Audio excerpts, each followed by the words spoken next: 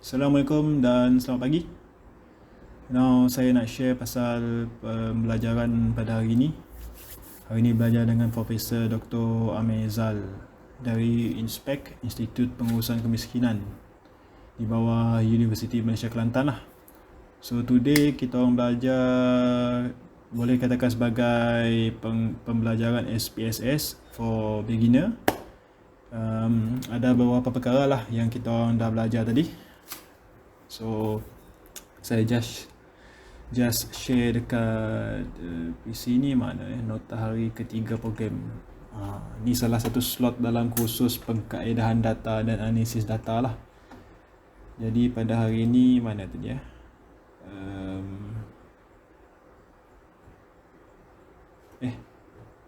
Ni bukan. Okey ni. Nota khusus pengkaedahan. So jadi apa yang kita belajar, saya akan fokus pada SPS sajalah. SPSS mana tadi? Analisis data. Okeylah, mungkin sedikit background lah pasal analisis data ni. So statistik, SPSS tu short form dia, salah satu short form dia adalah statistik lah. Statistik for apa benda dah? Science social. S tu statistik, P tak tahu, SS science social. So terbagi kepada dua bahagian katanya, deskriptif dan inferential. Deskriptif ni terbagi kepada dua pula, iaitu kita pemusatan data. Maksudnya data-data yang kita kumpul tu kita pusatkan, kita simpulkan jadi pendek lah. Contoh macam peratus, jadi apa lagi ya? Peratus salah satu contohnya. Lepas tu satu lagi statistik deskriptif ni adalah keselarakan data. Data tu kita ada banyak lah. Contohnya macam kita bandingkan, kita buat comparison. So comparison ni kan ada banyak data kan, comparison, lepas tu kita buat jumlah, deviation dan sebagainya. So satu lagi bahagian dalam statistik ni adalah statistik inferential. Statistik inferential ni adalah kita menceritakan hubungan di antara variables. So variables ni, perhubungan ni kita sukat dalam bentuk significant value, p-value katanya, p-value, di mana value pemala dia adalah 0.5 lah. So kalau significant value tu, p-value tu di bawah 0.5, kita boleh katakan yang hipotesis yang kita buat tu adalah hipotesis yang signifikan lah, boleh diterima. Itu maksudnya. Kalau lebih daripada 0.5 maksudnya tidak boleh diterima lah, tidak signifikan. So maksudnya perhubungan ada dua kategori, perkaitan dan perbezaan. So kalau kita nak tengok perkaitan di antara variables, kita akan guna macam regression. Apa lagi ya? Regression je lah dia sebut tadi. Lepas tu kalau kita nak tengok perbezaan di antara variables, kita akan guna ANOVA, MANCOVA, SPANOVA, macam-macam lagi lah MANOVA. So ini tadi lah. So kata tadi apa beza statistik perkaitan dengan apa bezanya kita nak buat perkaitan antara variables dengan perbezaan antara variables. So macam konsep kajian tu tidak ada elemen yang tahap.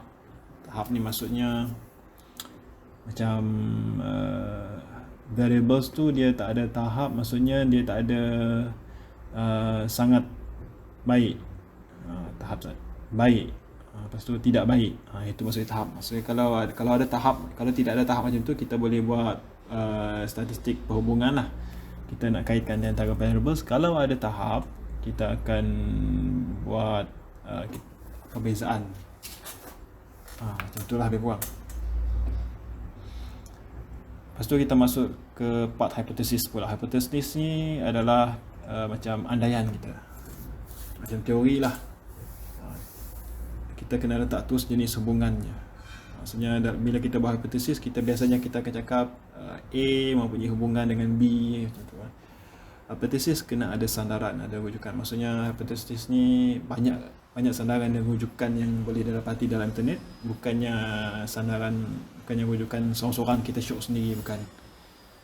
And then dia ada dua, hipotesis alternatif dan satu lagi hipotesis null. Hipotesis alternatif ni adalah, inilah hipotesis yang kita nak buktikan macam ni.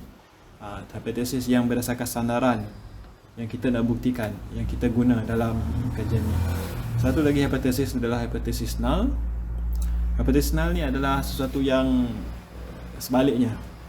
Maksudnya hipotesis null ni kita tak nak lah, maksudnya kita mencabar realiti supaya kita boleh kaji hipotesis null.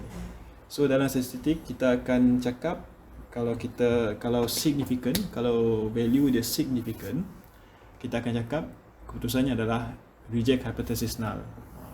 Maksudnya kita tak nak hypothesis null kan, kita reject.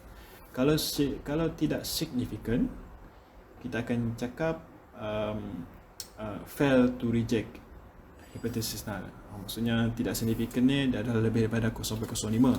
Kalau significant value nya dia kurang daripada 0.05. Jadi so basically kita nak hypothesis alternatif tu adalah benar lah dalam dibuktikan. Jadi kita nak buat ni macam aku cakap tadi lah, macam saya cakap tadi.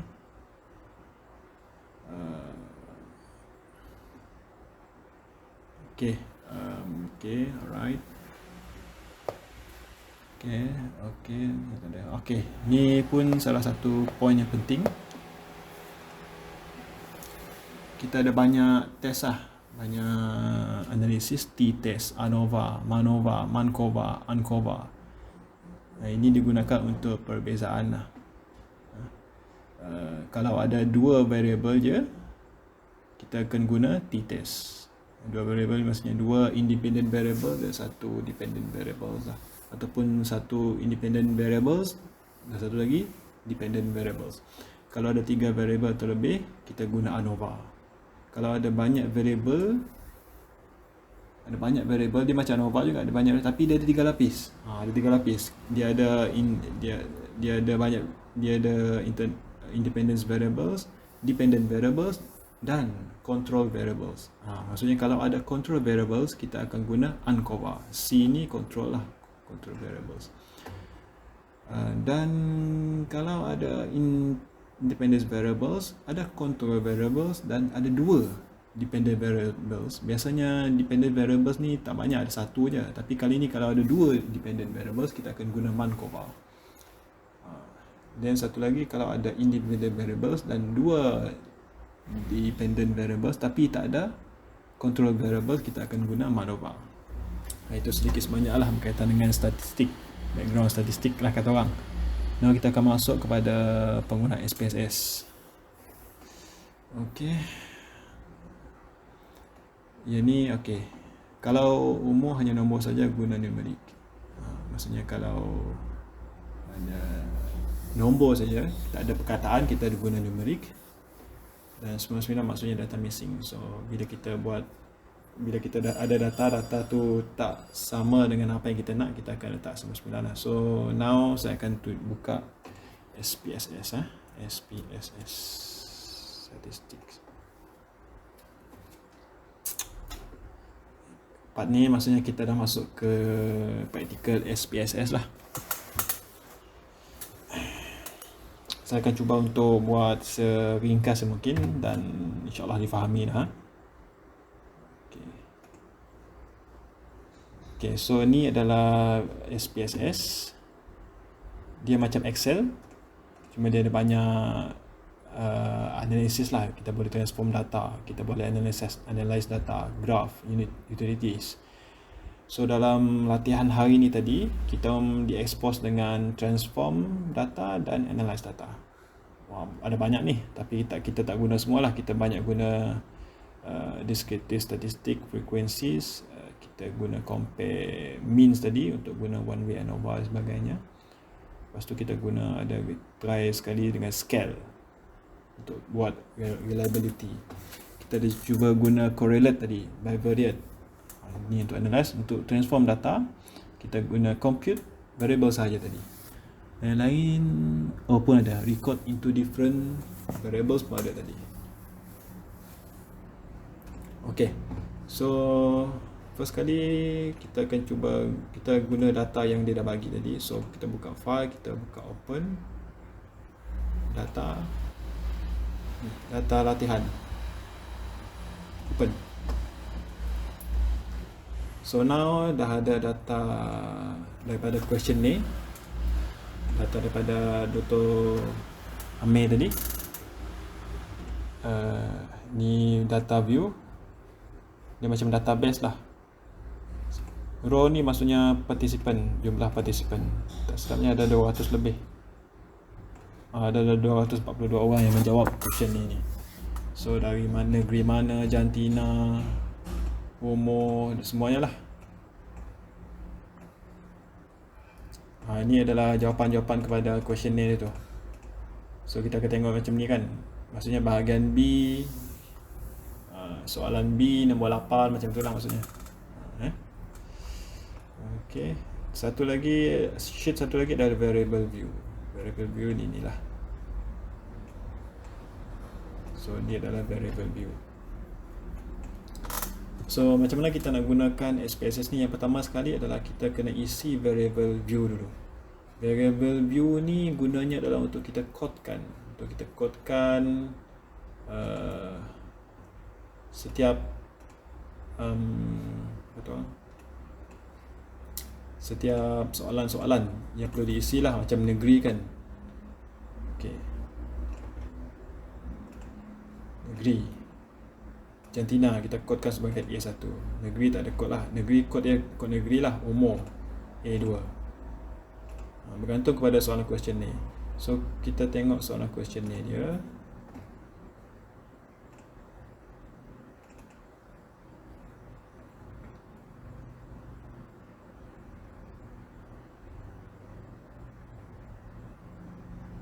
Inilah soalan question ni dia. Kalau kita tengokkan A1 jantina, A2 umur. Kita tengok balik dekat tadi variable view tadi.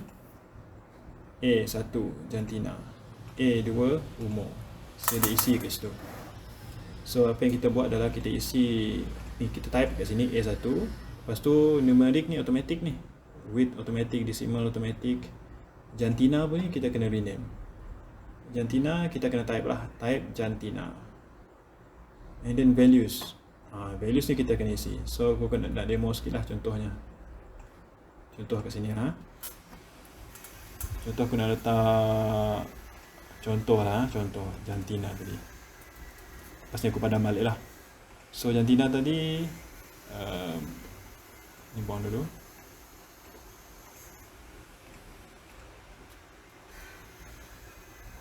So jantina tadi contoh B1 kan, B1. So ni dah ada automatic, width, decimal, jantina, values. Values ni kita kena isi ni tau. Kita akan isi dengan ni.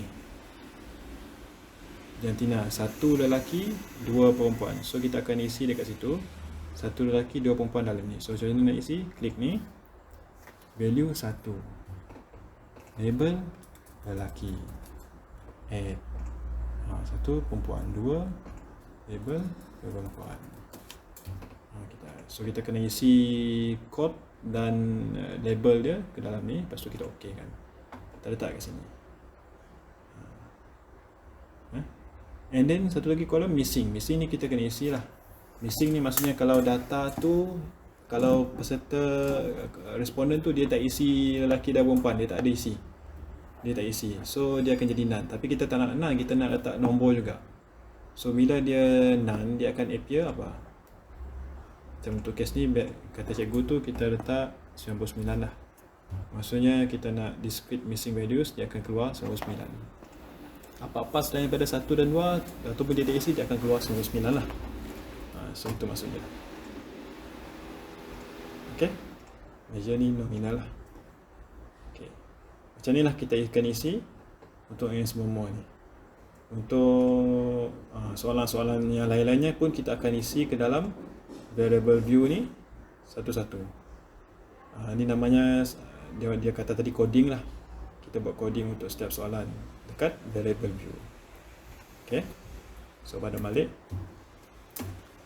So coding untuk questionnaire ni, questionnaire ni ada banyak kan soalan-soalan. A1 ibu dah dimasukkan ke dalam ni coding-coding dia. Contoh ni BA7 ni. Apa BA7? Kita ambil satu contoh. Okey, BA7, bahagian B, A7, pelan pembangunan untuk orang asli. Jawapan dia sangat tidak tahu sampailah sangat tahu. Okey, kita tengok kat sini, BA7, pelan pembangunan untuk orang asli. Ini adalah values dia tadi apa? Sangat tidak tahu, tahu, sangat tahu. Missing value 99, nominal. Maksudnya setiap soalan dalam question ni kita kena masuk kat sini. Masuklah jantina, negeri, apa semua kita akan masuk sini. Semua masuk sini Ini dah masuk soalan dah. Semua masuk dekat variable view. So variable view ni adalah untuk kita codekan setiap soalan tu kepada ni, code ni. Code ni pula dia akan appear dekat data view, kolom data view. Nampak tak? Dia akan appear dekat sini. Code ni dia akan appear dekat sini. Okay, itu yang pertama. Kita kena isi variable view. Lepas isi dah habis semua soalan kita isi dekat sini, kita akan isi pula data view. Data view kosong. Asalnya kosong. Asalnya macam ni kosong. Yang cuma adalah kolom-kolom yang dah diberi nama ni tadi, dah dikodekan ni. Dah dikodekan. Tugas kita adalah bila kita dah isi variable view, kita kena isi data view. Data view ni kita akan isi satu persatu lah daripada questionnaire yang telah diisi tu. Ni questionnaire pertama, responden pertama, responden kedua, responden ketiga. Kita kena isi satu-satu. Johor, lelaki, umur, ni apa ni, status, taraf perkahwinan, ni apa, kaum. Kita kena isi satu-satu. So banyak lah. Kalau macam ni, kes ni ada 242 orang yang mengisi questionnaire. Kita kena pindahkan ke dalam ni. Jadi nak isi satu persatu ni memang leceh. Kalau questionnaire tu online punya questionnaire memang cantik lah. Kalau online questionnaire dia biasanya dah dikumpulkan dalam satu database.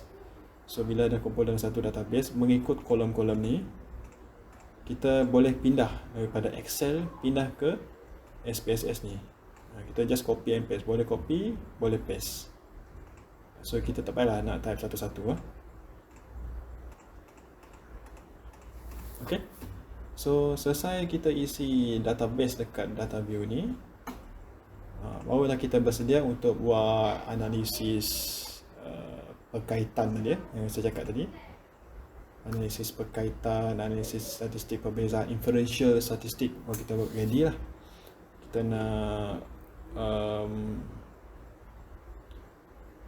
Kita nak buktikan hypothesis kita nak check significant value.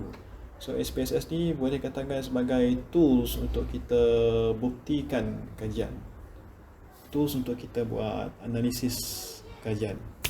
So analisis apa yang kita nak buat? Regression tadi, t-test, MANOVA, MANCOVA, bergantung kepada variables yang kita ada, data-data yang kita ada. Okay.